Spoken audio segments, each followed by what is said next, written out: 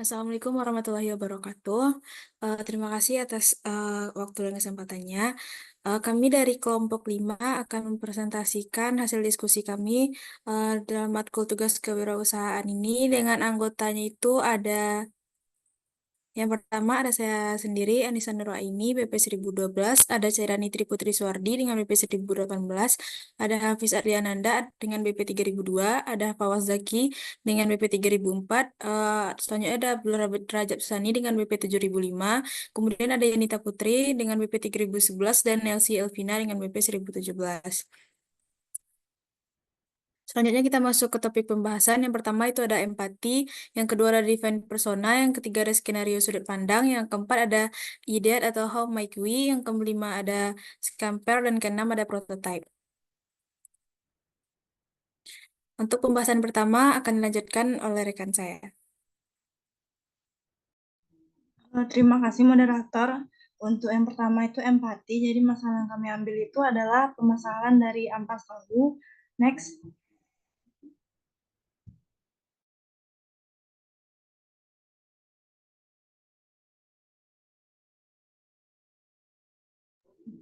Untuk yang pertama itu ada what, di mana ampas tahu ini merupakan limbah dari sisa proses pembuatan tahu, dan jika tidak dikelola dengan baik, maka ampas tahu dapat menyebabkan pencemaran lingkungan.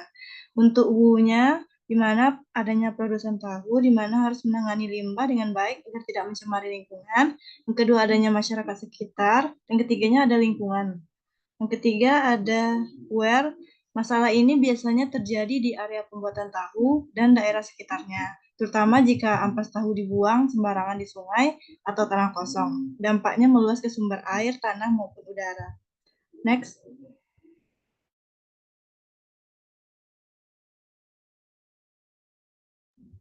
Selanjutnya yang keempat ada when. Masalah ini muncul dan semakin terasa saat produksi tahu meningkat, dan jika ampas tahu dibiarkan akan menumpuk tanpa pengelolaan.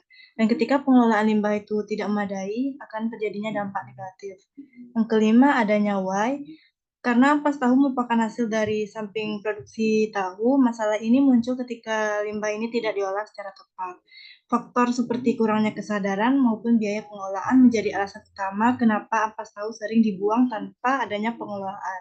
Dan yang terakhir adanya how. Yang pertama, adanya pengelolaan ampas tahu menjadi produk bermanfaat seperti pakan ternak, pupuk kompos, maupun bahan dasar biogas. Yang kedua, sosialisasi dan pelatihan kepada produsen tahu. Yang ketiga, adanya kolaborasi dengan pihak terkait lingkungan untuk mendukung infrastruktur pengolahan limbah. Selanjutnya, kembalikan pada moderator.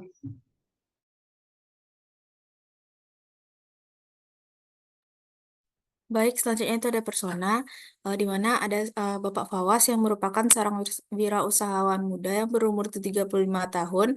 Beliau memiliki pabrik tahu yang telah dikelola selama 8 tahun. Beliau sangat peduli terhadap lingkungan, terutama dalam hal pengelolaan limbah cair yang dihasilkan dari proses produksi tahu. Beliau ini sering mendapat teguran dari warga sekitar terkait bau dan limbah cair yang mencemari lingkungan. Beliau ini tidak memiliki pengetahuan teknis mendalam tentang cara mengolah limbah dan bergantung pada solusi praktis yang mudah dioperasikan. Beliau ingin menjaga nama baik dan citra pabrik sebagai pabrik yang peduli terhadap lingkungan, sehingga pabriknya dapat berkembang dengan tata kelola limbah yang lebih baik dan tidak mengganggu masyarakat sekitar.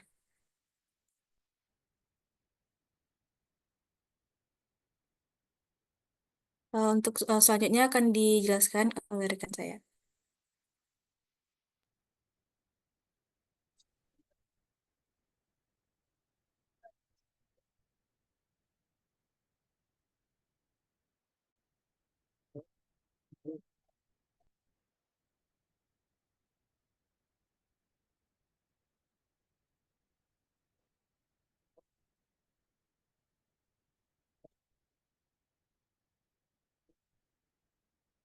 Halo, ada tuh.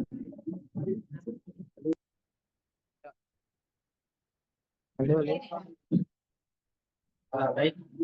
Selanjutnya itu ada sudut pandang dari pelaku usaha sendiri, itu bahwa merasa bangga dalam menjalankan pabrik tahunya selama 8 tahun. Tetapi akhir-akhir ini sering merasakan teguran dari keluarga sekitar terkait bau dan limbah cair yang keluar dari pabriknya. Ia menyadari betapa pentingnya menjaga lingkungan dan relasi baik dengan masyarakat sekitar. Namun dia masih terjebak karena tidak memiliki pengetahuan teknis yang mendalam tentang pengolahan limbah. Meski keinginannya besar untuk memperbaiki tersebut, Bapak Fawaz cenderung bingung harus mulai dari mana. Dia berharap ada solusi yang praktis dan tidak terlalu rumit. Sehingga pengelolaan limbah jadi ini bisa dijalankan tanpa mengganggu operasional harian pabrik.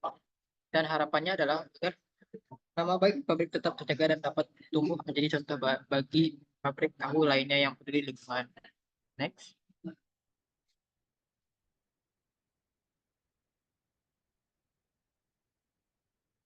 Selanjutnya itu adalah sudut pandang dari warga sekitar.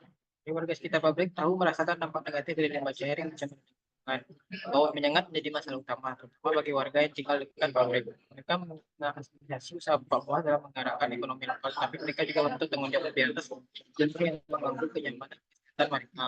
Warga berharap pabrik tahu bahwa dapat beroperasi tanpa menyebabkan masalah lingkungan. Ya, keduanya bisa hidup berdampingan secara harmonis. Mereka siap memberikan dukungan jika ada inisiatif dari pabrik untuk memperbaiki. Tapi mereka akan tetap bersalah jika masalahnya terus berlanjut. Sekian dari sudut pandang, saya kembalikan kepada Anda.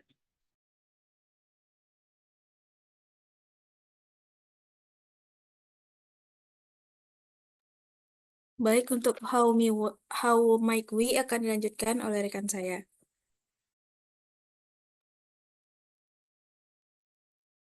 Selanjutnya itu home agree. Selanjutnya itu home agree. Jadi bagaimana kami memanfaatkan bahan alami untuk menyaring dari limbah tahu. Jadi kami menggunakan bahan seperti aktif, pasir, dan beberapa tertentu yang dapat dirapatkan. Dan bagaimana kami merancang untuk penyairan yang efisien dan hemat biaya untuk produsen tahu kecil. Kami membuat prototipe untuk penyaring yang sederhana dan mudah untuk diadopsi oleh BPM usaha tahu.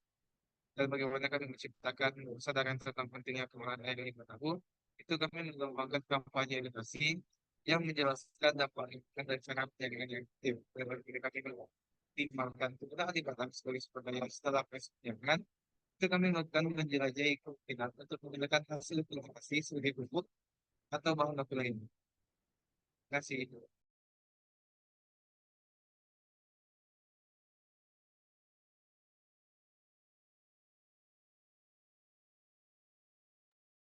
Selanjutnya itu ada metode Scamper yang akan dijelaskan oleh rekan saya. Baik, terima kasih kepada moderator. Jadi selanjutnya ada metode Scamper. Jadi untuk analisis peluang pada kewirausahaan filter air dari limbah tahu ini menggunakan pendekatan metode Scamper. Yang pertama ada substitusi, yaitu mengganti bahan baku tradisional dalam pembuatan filter air dengan limbah tahu. Misalnya bisa menggunakan ampas tahu tuh sebagai media filtrasi alternatif yang lebih ramah lingkungan. Yang kedua ada kombinasi. Jadi pada metode ini mengkombinasikan limbah tahu ini dengan bahan lain seperti bahan serbuk karbon aktif yang berguna untuk meningkatkan efektivitas filtrasi. Terus bisa juga untuk menggabungkannya dengan teknologi seperti UV untuk menghasilkan filter yang lebih canggih. Yang ketiga ada adaptasi.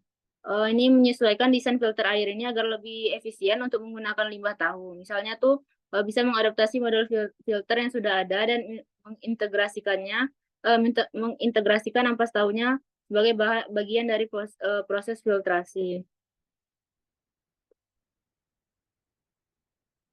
Selanjutnya ada yang keempat yaitu modifikasi.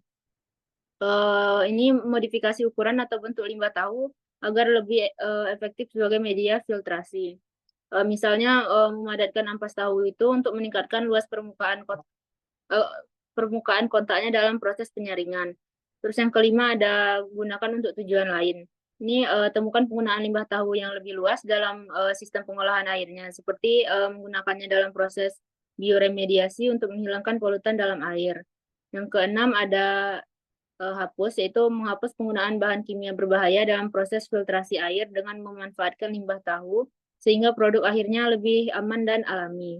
Yang ketiga ada reverse, yaitu penggunaan filter air ini berbasis limbah tahu untuk mengolah air yang terkontaminasi ini dan menghasilkan produk sampingan yang berguna seperti pupuk dan sisa-sisa filtrasi. Mungkin sekian dikembalikan ke moderator.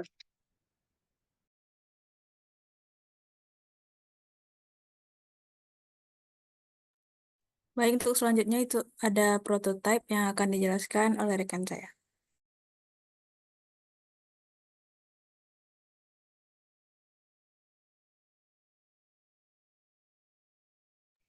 Terima kasih moderator. Mungkin selanjutnya itu perkenalkan Mas Abdullah Rajab Sandi. Yang prototipe sendiri dari kami sendiri itu untuk Cetrofil sendiri merupakan mengaplikasikan dari kami sudah membuat ide-ide itu sudah kami bentuk dalam menjadi bentuk visual. Lalu selanjutnya juga kami sudah bikin desain dan sketsa dari model dari alat pengolahan air limbah tahu yang kami rancang. Next moderator.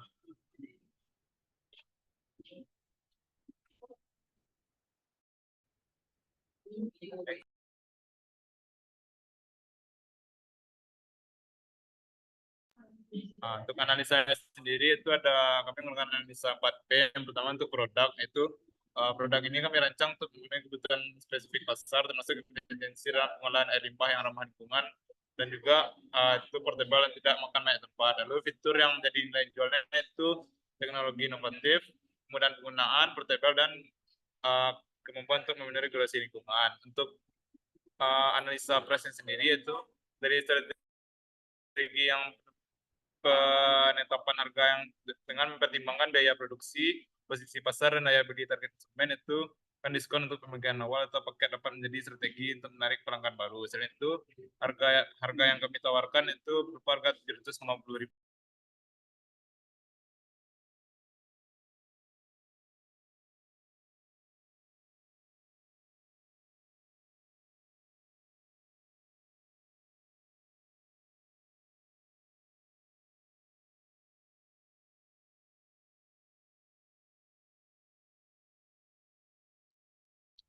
Baiklah, saya akan melanjutkan.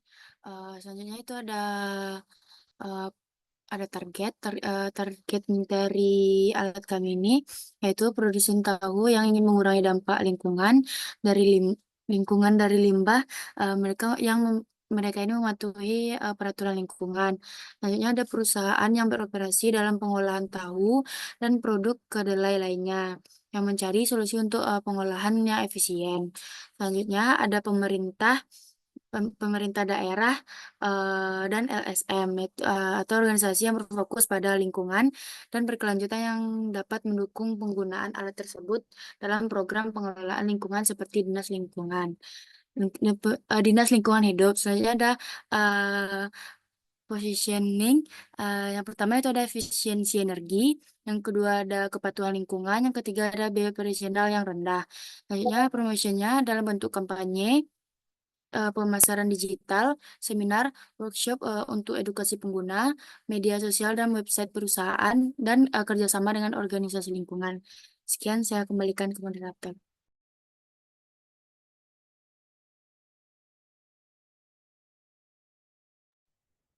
Baik, sekian hasil dari presentasi kelompok kami.